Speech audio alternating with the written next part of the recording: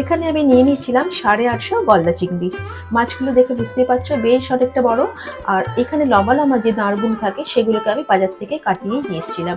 আর এর ভেতরটা দেখো গর্ত করা রয়েছে, ভেতরে লম্বা শুধু সুতোর মতো যে অংশটা থাকে সেটাকেও আমি বাজার থেকে কাটিয়ে সুন্দর করে নিয়ে এসেছি। কিন্তু বাড়িতে আনার পর খুব ভালো করে কিন্তু এটাকে ধুতে হবে যাতে একটুকু ময়লা না থাকে। এবার মাছগুলোকে আমি হলুদ গুঁড়ো 1 চামচ, 1 চামচ নুন দিয়ে ভালো করে মাখিয়ে রাখবো। কিন্তু মাখানোর সময় খেয়াল রাখবে মাছের এই মাথা ফাতাগুলো, এই উপরে যে খোসার অংশটা রয়েছে সেটা যেন খুলে না যায়, তাহলে রান্না করার সময় কিন্তু মাছগুলো ভেঙে যেতে পারে, এই মাংসের অংশটা বেরিয়ে যেতে পারে আর রান্নাটা খারাপ হতে পারে। যাই হোক, মাছ তো আমার মাখানো হয়ে গেছে। এবার মাছ রান্না করতে মালাইকারি বানাতে যা যা লাগবে সেটা আমি বলছি। এখানে আমি নিয়েছিলাম মাঝারি সাইজের দুটো ছোট ছোট পেঁয়াজ। যদি তোমরা প্রয়োজন বোধ করো সেক্ষেত্রে একটি বড় পেঁয়াজ দিলেও যথেষ্ট। মাঝারি পেঁয়াজটাকে আমি ডুমো করে কেটে নিয়েছি, দিলাম মিক্সার গ্রাইন্ডারে। আর নিয়েছিলাম 5 কোয়া রসুন, এটাকেও আমি গ্রাইন্ড করে নেবো একসাথে। আর ঝালটা কিন্তু তোমরা তোমাদের পছন্দ অনুযায়ী দেবে। আমি এখানে দিয়েছিলাম 5টি কাঁচা লঙ্কা। সব কটা উপকরণকে আমি এবার একসাথে পেস্ট বানিয়ে নিচ্ছি। মশলাটা আমি এইভাবে পেস্ট একটা বানিয়ে দিচ্ছি। তেল তো গরম হয়ে গেছে, মাছগুলোকে আমি এবার তেলের মধ্যে ছেড়ে দিচ্ছি। একসঙ্গে ওই 3-4টে করে মাছ আমি ভেজে নেবো। আর একটু ভাজার সময় খেয়াল রাখতে হবে একটু লো ফ্লেমে ভাজতে হবে, হাই ফ্লেমে কিন্তু ভাজা যাবে না। আর মাছকে খুব একটু কড়া করে ভাজারও দরকার নেই।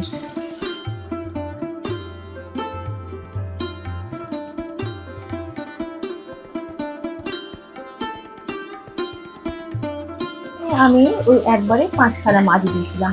5টা মাছ দেখো ভাজা হয়ে গেছে, আমি হালকা করেই ভেজে তুলেছি। প্রত্যেকটি মাছকে আমি তুলে নিচ্ছি।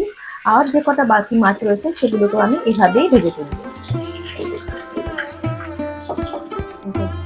বাকি মাছগুলোকেও আমি তেলে ওই একইভাবে ভেজে নেব।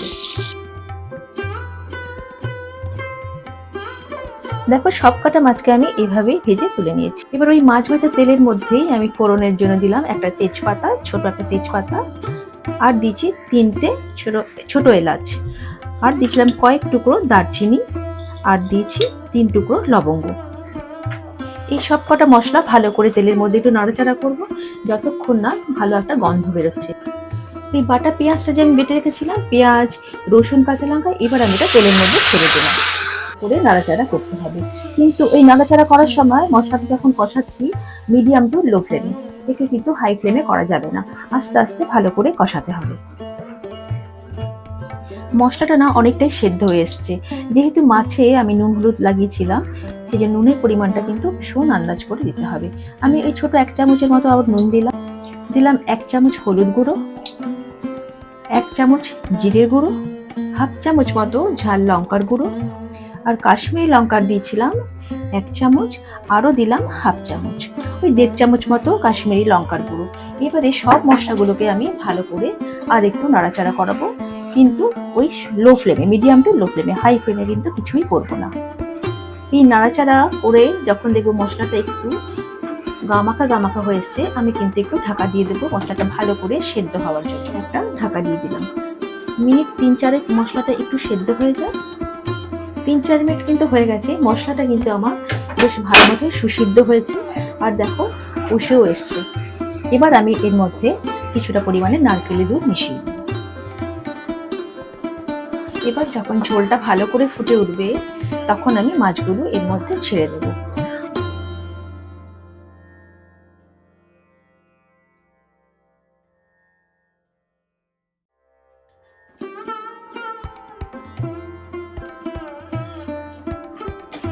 মালাইকারিতে কিন্তু একটু মিষ্টি মিষ্টি লাগে, সেই জন্য একটু মিষ্টিও দেবো, তার জন্য আমি একটু চিনি ব্যবহার করব। তোমরা প্রয়োজনে চিনি নাও দিতে পারো, মালাইকারিতে কিন্তু একটু মিষ্টির ভাব লাগলে ভালোই লাগে। 1 চামচ দিয়ে দিলাম চিনি। আবারও আমি একটু চাপা দিলাম, মিনিট 4 মতো একটু মাছটা সেদ্ধ হোক। মিনিট 4 তো হয়ে গেছে, এবার ঢাকনাটা খুলে দেখি। মাছ কিন্তু আমার বেশ ভালোই সেদ্ধ হয়ে গেছে, আর ঝোলটাও দেখো অনেকটাই ঘন হয়ে গেছে। এবার নামানোর আগে দিয়ে আমি এর মধ্যে দিয়ে দিচ্ছি কয়েকটি কাঁচা লঙ্কা। তোমরা চাইলে দিতেও পারো, না হলে নাও দিতে পারো। আমি দিলাম 4টে কাঁচা লঙ্কা। আর দিলাম আমি ওই দুধের সর, আমি একটু মিক্সিতে বেটে রেখেছিলাম, মালাই ছিল না বলে বাড়িতে আমার, বা ফ্রেশ ক্রিম ছিল না বলে দুধের সরটা বেটে এর মধ্যে দিয়ে দিলাম। আরও দিয়েছি 1 চামচ গরম মশলার গুঁড়ো, সব শেষে 1 চামচ ঘি।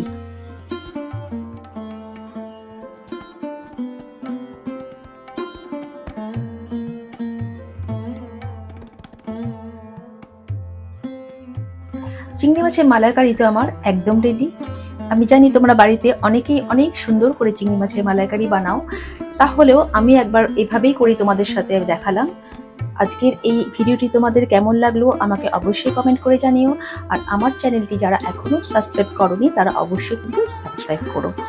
তাহলে আজকের ভিডিওটা এই পর্যন্তই, আবারও দেখা হবে নেক্সট একটা ভিডিও নিয়ে। সবাই ভালো থেকো।